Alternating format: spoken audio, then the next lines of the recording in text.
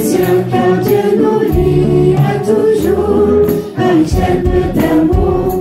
Et chacun des maillons dans l'épreuve tient l'amour, lié à toujours par une chaîne d'amour. Et chacun des maillons dans l'épreuve tient l'amour, lié à toujours par une chaîne d'amour. Nous sommes unis dans la famille, car Dieu nous lie à toujours par une chaîne d'amour. Concitoyens, nous sommes les siens, car Dieu nous lie à toujours par une chaîne d'amour. Et chacun des maillons dans l'épreuve tient l'amour, lié à toujours par une chaîne d'amour. Et chacun des maillons dans l'épreuve tient l'amour, lié à toujours par une chaîne d'amour, lié à toujours par une chaîne d'amour.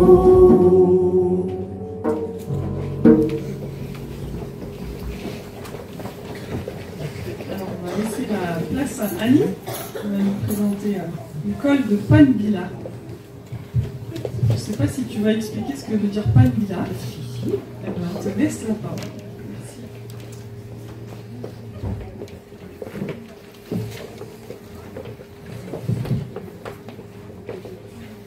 Déjà, bonjour à tout le monde. Vous êtes impressionnants, mais bon, je vais essayer de pas trop dire de bêtises parce qu'il y a il y a quelques amis burkinabés, je voudrais pas être lapidé à la sortie. Pas du tout. Pas du tout. Donc, je vous présente Yaba. Donc, c'est en tradition française, mamie. Donc, Annie, quand elle arrive au Burkina, je me rappelle toujours de ça, elle voit les enfants arriver. Et quand elle repart, c'est en larmes. Et tout à l'heure, il y a une prière avec le dé. Elle, non, elle est au compatissant. Et Anne avait préparé un sketch. Et il ne faut pas que je laisse Annie commencer comme ça sans dire. Être compatissant, c'est quoi? C'est souffrir avec, être sensible à la souffrance de notre prochain. Qu'il soit loin, qu'il soit près, qu'il soit inconnu. Cette sensibilité, j'ai vécu ça avec Annie au Burkina. T'arrêtes, tu vas nous faire. Jusqu'aujourd'hui, cette action, c'est 500 enfants au minimum, tout un quartier. Voilà. Lié à toujours par une chaîne d'amour. J'aimerais être lié avec quelqu'un qui est sensible à ma souffrance, à ma peine, sensible à la souffrance de tous ceux qui nous entourent. Que le Seigneur nous aide. Merci Annie. Bon, j'ai plus grand chose à dire maintenant. Alors, du coup, je ne sais plus par où commencer. Merci Franck. Alors c'est vrai que quand on était au Burkina, on a rencontré toute une équipe de jeunes burkinabés sur place, dont Franck faisait partie, Noël aussi, voilà, et qu'on a eu beaucoup de liens d'amour, cette chaîne d'amour qui nous unit. Et donc on y était avec Perrine, on y était avec Marianne, on y était avec Anne, j'espère que j'oublie personne, voilà. Dieu a permis des unions aussi, des rencontres, des chouettes rencontres qui fait qu'on peut toujours avoir des liens avec ses amis.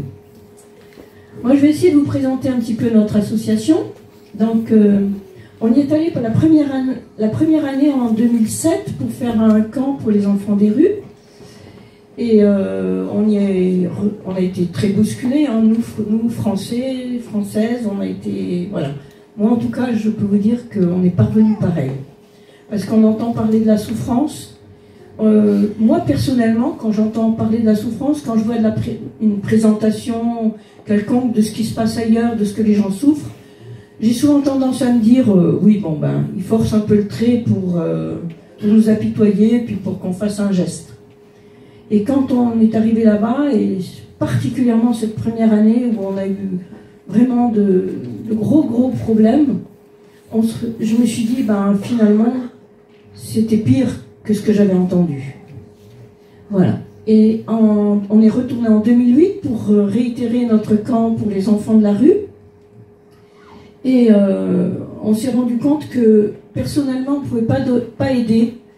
Et donc en 2009 ou 2010, je ne me rappelle pas exactement, on s'est constitué en association sur le groupe qui signifie Cœur d'Espérance pour finalement donner la main à une structure qui existait déjà là-bas, qui s'appelait Panbila, c'est-à-dire petite force, d'après le texte de l'Apocalypse, hein, où Dieu nous dit qu'il est là parce que je sais que tu as peu de force.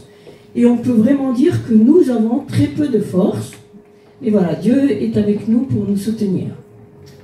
Alors, si tu veux mettre la diapo suivante, voilà, bienvenue sur la terre des hommes intègres, parce que Burkina Faso signifie terre des hommes intègres. Alors, j'ai l'habitude de dire, excusez-moi les Burkinabés, qu'ils ne sont pas plus intègres que nous, mais voilà, Burkina Faso, c'est la terre des hommes intègres. Alors, ce que je vais faire, on va faire un petit tour de quartier pour voir un petit peu dans quel contexte on est. Et puis après, je vous présenterai un petit peu l'action que Panbila a mis en route là-bas et à laquelle nous sommes associés pour venir en aide. Parce que c'est clair que les moyens financiers, ils ne les ont pas forcément. Attends. Donc voilà les quartiers. On est installé dans un quartier qui s'appelle le quartier des non-lotis. En fait, c'est un peu le bidonville. Hein. C'est des constructions faites en terre séchée sur des terrains non attribués. Alors le problème avec ça, c'est que le jour où l'État décide de venir s'installer là, et ben, ils viennent avec des bulldozers, ils démolissent tout et les gens sont obligés de partir plus loin. Et puis l'autre problème, c'est que ces maisons en terre séchée, à la saison des pluies, s'il pleut trop, ben, la terre se délite et les maisons s'effondrent. On peut y aller. Voilà. Dans ce quartier, donc, tout à fait à gauche, vous avez une petite image des maisons et des rues. Et puis une blanchisserie, lavée et repassée. Je vous ai mis tout à fait à droite le repassage avec les fers de là-bas, c'est-à-dire des fers qui sont chauffés avec des braises. Tu peux changer. Voilà les personnes qu'on peut rencontrer. Si un jour vous avez une panne de moto, n'hésitez pas. C'est pas gratuit, mais c'est efficace. On peut trouver des petits laveurs de moto. Ça, c'est un point d'eau. Donc, dans ces quartiers non lotis, bien sûr, il n'y a accès ni à l'électricité, ni à l'eau potable. C'est des puits, des forages qui sont faits. Voilà. Là, j'étais avec une amie, il avait beaucoup plu, et il fallait qu'on aille chercher de l'eau. Donc, on s'est rendu au point d'eau de l'endroit. Vas-y. Voilà le point d'eau. Et vous imaginez l'excès quand on marche pieds nus ou en claquettes, voilà, comme c'est notre cas. Il ne faut pas avoir peur de se salir les pieds. Voilà encore un chemin dans ce quartier, avec les enfants qui pataugent. Alors, c'est normal que les enfants pataugent, hein, comme tout enfant, quel qu'il soit, il patauge. Le problème, c'est qu'on ne voit pas bien sur cette image, mais derrière les enfants, c'est un tas d'ordures sur laquelle l'eau a ruisselé. Les enfants pataugent là pieds nus. Et vous imaginez, avec les plaies qu'ils peuvent avoir et ce qui s'ensuit, parce que ça s'infecte, et voilà. Et il ne faut pas oublier qu'ils n'ont pas accès aux soins. Hein, dans ce quartier-là, le soin, c'est largement du superflu. Vas-y. Voilà, le quartier toujours. Ce dépôt d'ordures, avec ce cochon qui traîne dedans, on est vraiment tout près de l'école, là. On peut changer la diapo. Il y a notre image de ce dépôt d'ordures avec les enfants autour. Aucune protection hein, autour de ce truc. Donc bien sûr, j'ai pas dit, mais il n'y a pas de ramassage d'ordures, hein, faut pas rêver non plus. Donc tout le monde dépose là, et je sais pas si vous voyez, il y a les cochons, il y a les poules, et bien souvent il y a les enfants, parce que tout près là, il y a un trou qui a été formé parce qu'ils viennent chercher la terre pour leurs briques, là, et quand il pleut, ben, l'eau s'accumule, et éventuellement les enfants viennent se baigner, si vraiment il fait trop chaud, pourquoi pas. Alors là, on est dans une maison. Tu te souviens de Luc? Le petit Luc, voilà. Donc c'est la maison de Luc, avec le coin cuisine de sa maman, à l'extérieur bien entendu, une petite tôle dessus pour le cas où il pleuvrait. C'est la cuisine de la maison. Vas-y. Voilà, on est quand même venu ici pour vous présenter l'école. Donc voici la rentrée à l'école avec les enfants qui sont présents. Au Burkina, l'école commence toujours par le salut au drapeau et le chant, leur Marseillaise à eux, le chant national. Donc là, c'est la levée du drapeau avec les enfants. Ça, c'est une salle de classe. Donc j'ai pris ça parce que je trouve que c'est intéressant de voir dans quelles conditions les enfants travaillent. À 3 ou 4, j'ai quand même pas vu souvent. Là, c'était un peu spécial. À 3 ou 4 sur un bureau, avec 2 manuels scolaires pour 4. Des manuels scolaires, tu peux mettre la diapo suivante. Voilà, des manuels scolaires qui ont déjà fait bien leur temps. Là, les enfants sont perpendiculaires au tableau parce qu'il y a très peu de support papier. Donc les enseignants, on ne le voit pas vraiment là, mais on le verra dans une diapo suivante, je pense. Tu peux mettre la diapo suivante? Non, ouais. Voilà, là, le tableau est dans le dos des enfants, mais on voit qu'il est couvert de leçons et d'exercices. Les enfants travaillent essentiellement sur ardoise, parce que le papier, ben, ça coûte cher. L'enseignant inscrit tout le travail qu'il y a à faire sur un tableau. Donc il y a un tableau dans le dos et un tableau de l'autre côté devant. Et quand ils ont fini de travailler sur le tableau qui est devant, ben, ils tournent leur bureau et ils travaillent sur le tableau qui est dans le dos. Donc là, vous avez 2 tableaux différents. À droite, c'est un tableau de maternelle, parce que les enfants arrivent à l'école, ils parlent le dialecte des parents, puisque voilà, ils n'ont pas été à l'école, et très souvent dans ce quartier-là, les parents n'ont jamais été à l'école, donc ils parlent le moré ou un autre dialecte. Et donc il faut qu'ils se familiarisent au français, parce que la langue officielle au Burkina, c'est le français, à l'école. Donc pour se familiariser au français, ben, on a tout un tas de dessins, et on apprend le nom des choses en français, puis ils ont aussi des comptines, des chansons qu'ils apprennent en français pour se familiariser avec le français. Puis à gauche, c'est un tableau d'une classe plus grande, où, alors moi je ne vois pas ici ce qu'il y a, mais je crois qu'il y a déjà les racines carrées, les fractions, et on est en primaire. Alors des fois on pense que les enfants là-bas ont un niveau plus faible que le nôtre, et j'ai l'habitude de dire qu'un jour où je m'étais trouvée au Burkina, en CM2, ils passent le certificat d'études primaires et qu'ils doivent acquérir pour pouvoir rentrer en 6e. Et je me suis trouvée là-bas au moment où ils passaient ce certificat d'études, et j'ai demandé à l'enseignant s'il voulait bien me donner les devoirs à faire pour le certificat d'études. J'ai ramené ça en France, et comme j'ai fait des interventions dans un collège, j'ai donné le certificat d'études au collège, qu'un prof a bien voulu faire passer à ses 5e. Et dans la classe de 5e, il y a un seul enfant qui a eu son certificat d'études.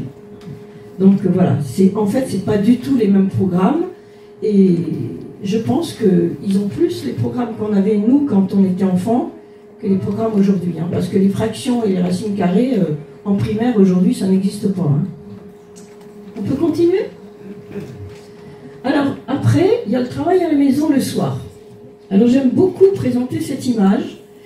Donc, comme je vous disais, quand j'allais au Burkina régulièrement, j'aimais beaucoup aller visiter les enfants parrainés dans leur famille.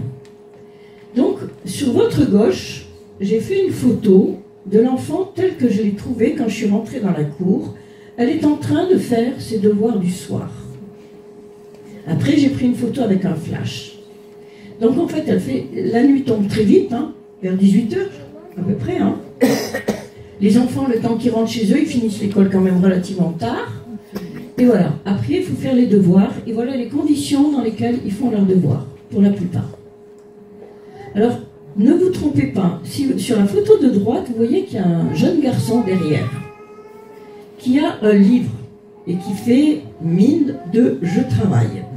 En fait, c'est un jeune garçon qui est très en colère après moi, parce que ça fait des années que je le visitais. C'est un enfant qui était parrainé, qui ne travaillait pas, et qui, un jour, que je lui faisais une remarque, il m'a dit, c'est un enfant qui est orphelin de père, le seul garçon de la famille, et il m'a répondu, de toute façon, moi je fais ce que je veux, c'est moi le chef ici. Un gamin qui devait avoir 11 ans. Et je lui ai dit, ben, écoute, puisque tu fais ce que tu veux, que c'est toi le chef, si tu continues à pas mieux travailler à l'école, on ne te parrainera plus. Et comme j'ai tenu parole, il n'était pas très content. Et quand alors ce qu'on a fait, c'est que on a pris en parrainage sa petite sœur. Parce que je vous expliquerai tout à l'heure, quand on parraine un enfant, on aide la famille en entier. Donc si on arrêtait de parrainer cette dame avec des enfants, on lui coupait les vivres. Et comme il avait une plus jeune sœur, on a arrêté le parrainage avec Isaka et on a donné le parrainage à sa sœur. Mais il n'a pas beaucoup apprécié. Donc quand il a vu que je prenais sa sœur en photo, il s'est vite dépêché de prendre un livre pour être sur la photo, pour faire « moi aussi je travaille ». Mais c'est du pipeau. On change? Alors voilà, après les parrainages, dont je vous parlerai un peu plus tout à l'heure, après les parrainages, on a vu que beaucoup d'enfants restaient à l'école pendant la pause de midi, mais sans manger, et c'était pas la peine de rentrer à la maison, puisqu'à la maison, il n'y avait rien. Donc, on a initié une cantine. Alors, pourquoi on a initié cette cantine? Simplement, je vais vous faire court, j'essaye. Si je suis trop long, il faut quand même me couper la parole. Hein. Je ne sais pas où aller. Parce qu'un jour, j'étais là-bas avec une amie, Françoise, qui n'a pas pu venir aujourd'hui. Et on a vu tous ces enfants qui étaient là et qui ne mangeaient pas. Et on s'est dit, mais comment est-ce qu'ils peuvent tenir toute la journée? Souvent, ils n'ont pas eu de petit déjeuner non plus. Et Françoise avait un peu d'argent et elle a demandé au responsable de l'école si ce qu'on pouvait faire avec 500 € pour les enfants pour un repas. Et avec 500 €, on pouvait à peu près inscrire 10 enfants à la cantine. Et alors, on a accepté, et le directeur de l'école a été chargé de passer dans chaque classe pour désigner 2 enfants qui pourraient venir manger à la cantine dans l'école. Donc 2 enfants des plus démunis, ce qu'on pouvait imaginer d'être les plus démunis. Donc il s'est acquitté de sa tâche, on avait choisi les enfants, et il est passé dans une classe de CE1 pour dire, ben, toi et toi, demain, tu apportes ta gamelle parce que tu pourras manger à l'école. Parce que les enfants doivent apporter leur gamelle pour manger. Et en CE1, il y a une petite fille qui a demandé à parler au directeur, qui s'appelle Charles. Et le directeur, c'est quelqu'un qui est très proche des enfants. Il lui a dit, ben, tu viendras à la récréation, on parlera. Et elle est venue à la récréation, Yasmine, je me rappelle encore d'elle. Et elle dit au directeur, est-ce que tu as bien regardé ta liste? Alors le directeur, il dit, ben oui, mais est-ce que tu es sûr qu'il n'y a pas mon nom? Alors le directeur, il dit, oui, je suis sûr, il n'y a pas ton nom. Mais pourquoi tu me demandes ça? Ben parce que moi aussi j'ai faim. Voilà. Yasmine a mangé à la cantine peu de temps après. Tu peux changer la diapo, s'il te plaît?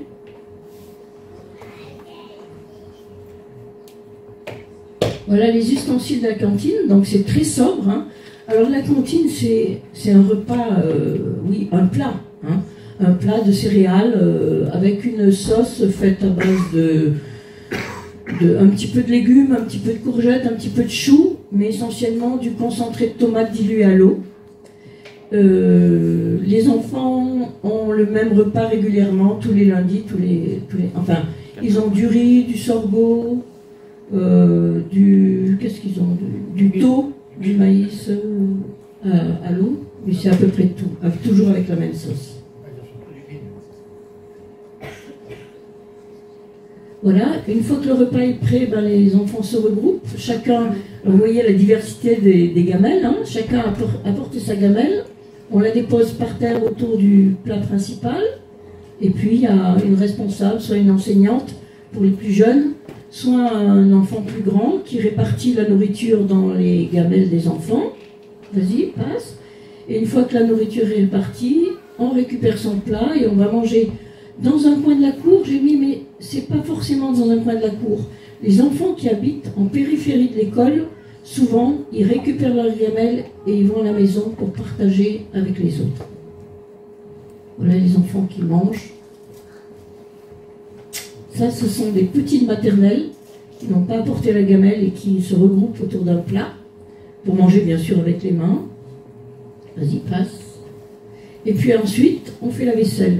Et ce sont les enfants qui lavent. Les petits comme les grands, chacun à son tour, on lave la vaisselle. Vas-y. Voilà, alors on a fini pour la cantine. Si vous avez des questions, il ne faut surtout pas vous gêner. Hein, et si je dis trop de bêtises, il faut m'interrompre aussi. Donc, le parrainage. Le parrainage s'adresse essentiellement à des filles. On a quelqu'un sur place qui visite les familles, qui habite le quartier, qui connaît tout le monde et qui fait un petit peu une sélection de ceux qui ont le plus besoin. À la rentrée de l'école, il y a une visite médicale pour chaque enfant. Et on a un petit compte rendu, enfin en tout cas moi j'ai un compte rendu de cette visite médicale. Vas-y. Alors, qu'est-ce que c'est que le parrainage ? Dans le parrainage, il y a l'inscription à l'école.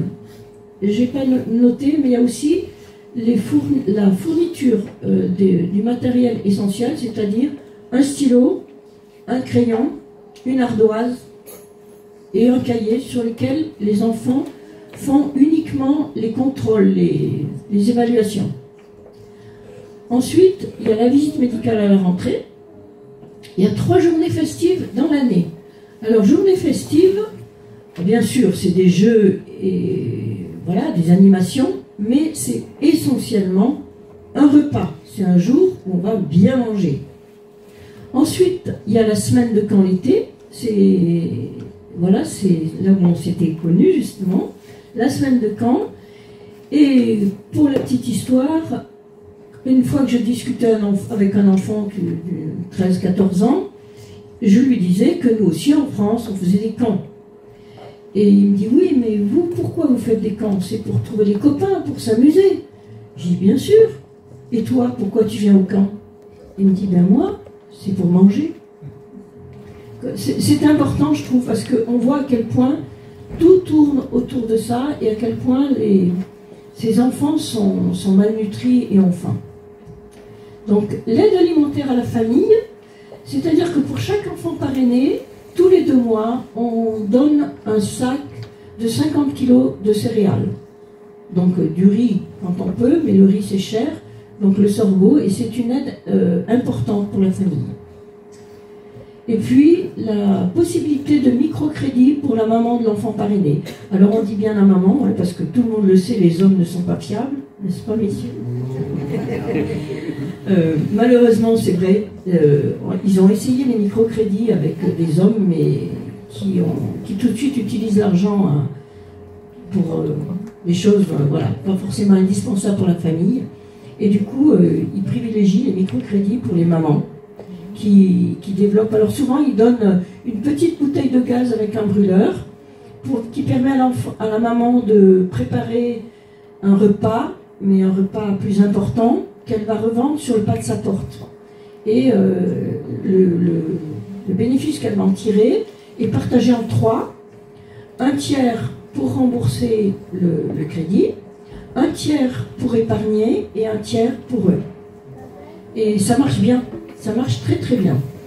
Voilà, tu peux y aller. Tu changes? Pardon. Alors, je vous présente quelques enfants en attente de parrainage.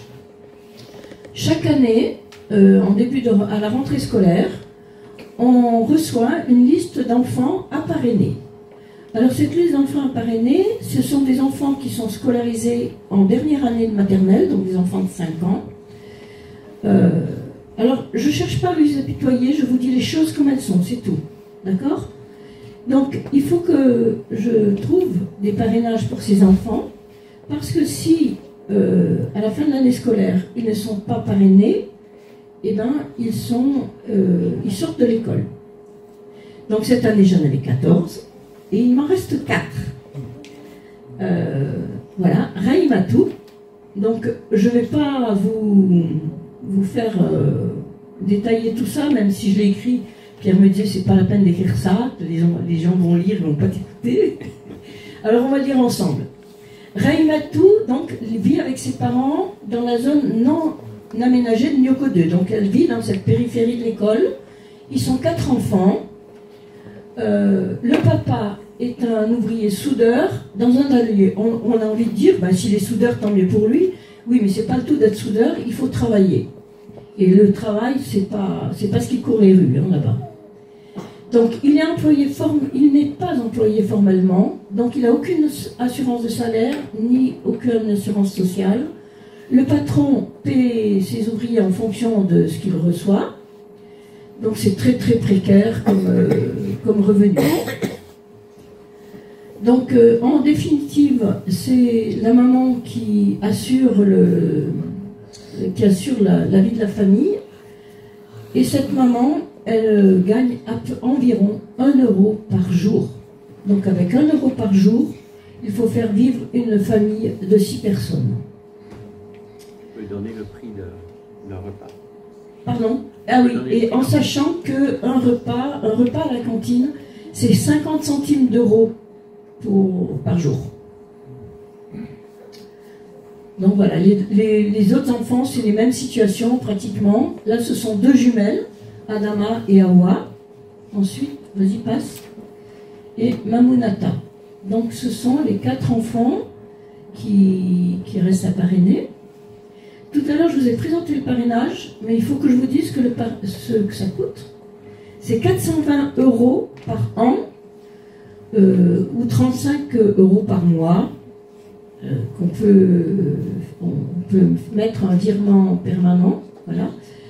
Et on demande, en sachant bien que les à-coups de la vie en France ça existe aussi et qu'on ne peut pas forcément tenir par l'engagement qu'on prend, mais on demande aux parrains de s'engager sur 10 ans si possible.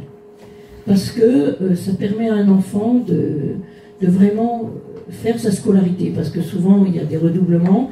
On aime bien que les enfants aillent jusqu'en fin de primaire. Mais on a des enfants qui sont inscrits en collège et on a même, c'est un petit peu notre gloire, notre fierté en tout cas. On a une filleule qui s'appelle Ami. C'est une enfant qui a été parrainée depuis pratiquement le début de nos interventions là-bas. Et cet enfant a été malade souvent.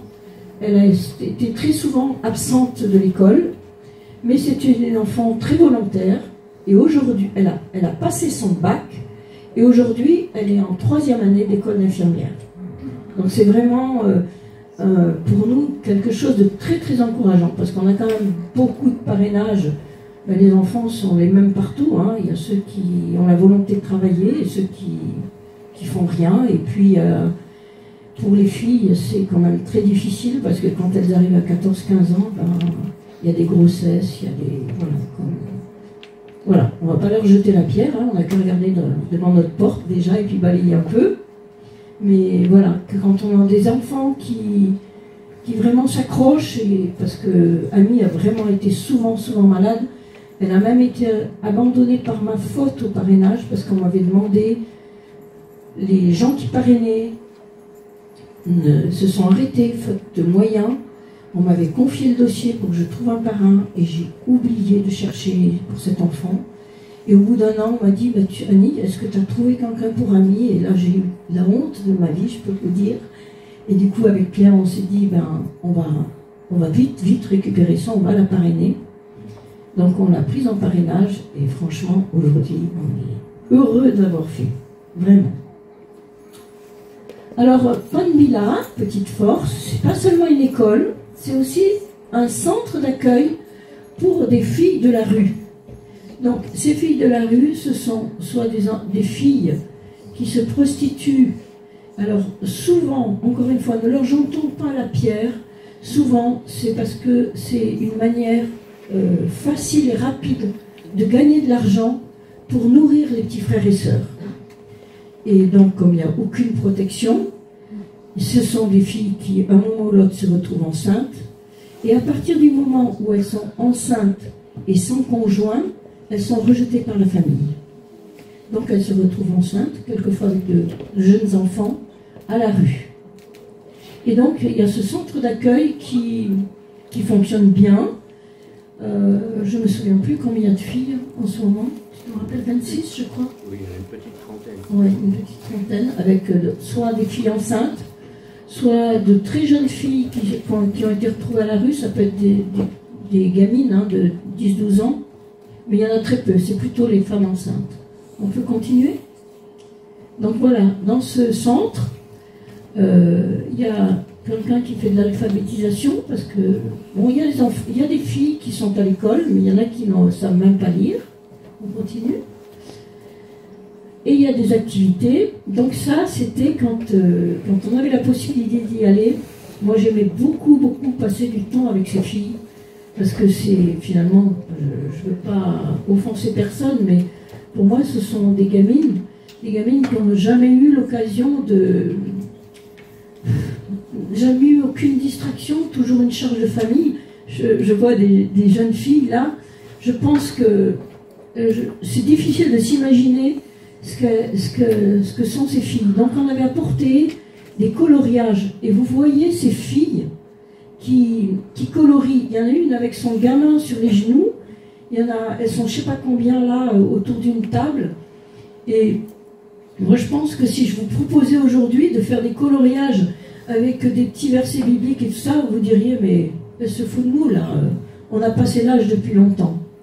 Eh bien non. Elles ont eu beaucoup de plaisir à faire des coloriages. On a fait des perles aussi. Voilà, on a fait des perles avec elles, des choses qu'on avait apportées. Là, j'ai pas de photos, mais on a fait des puzzles. Et vous ne me croiriez peut-être pas, mais on a fait des puzzles de 6 ou 8 pièces, avec des pièces comme ça. Elles ont galéré comme c'était pas possible avant de comprendre ce que j'essayais de leur expliquer, comment on faisait un puzzle. Mais après, quand elles ont eu fait, c'était merveilleux. Elles avaient réussi, elles étaient, voilà, pas peu fières. Un peu de couture, vas-y. Un peu de jardinage. Alors ça, c'était chouette parce que l'association, pas la nôtre, hein, Panbila, a pu acquérir un terrain qui jouxtait leur centre d'accueil.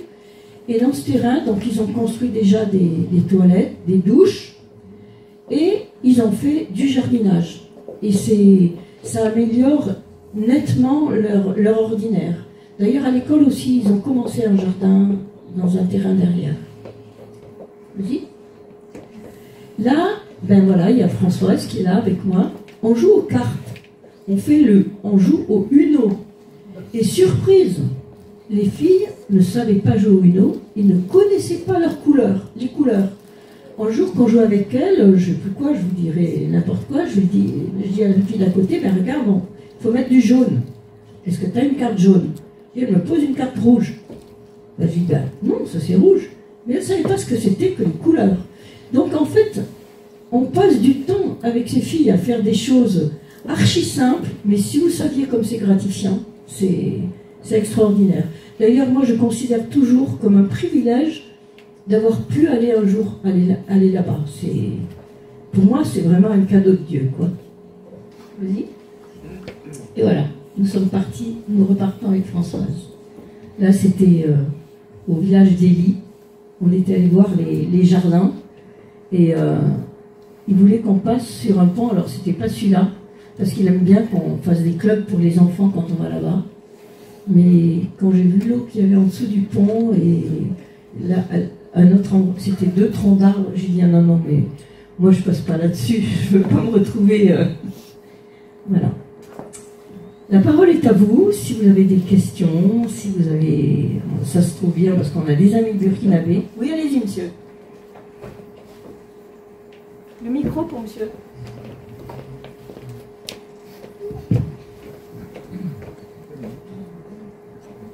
Alors oui, je n'ai pas précisé. L'école, c'est tenu par des chrétiens. Mais elle ne s'affiche pas école chrétienne. On est dans un quartier musulman. Il y a beaucoup d'enfants musulmans qui sont scolarisés là. Et il n'y a pas d'enseignement chrétien à l'école. Par contre, le camp est ciblé pour l'évangélisation des enfants. Pour les voyages, actuellement, la France ne délivre plus de visa pour les Français. Mais Franck, est-ce que tu connais mieux que moi la situation au Burkina, je pense, actuellement? Ou Noël? Tu pourrais répondre? C'est sûr que non.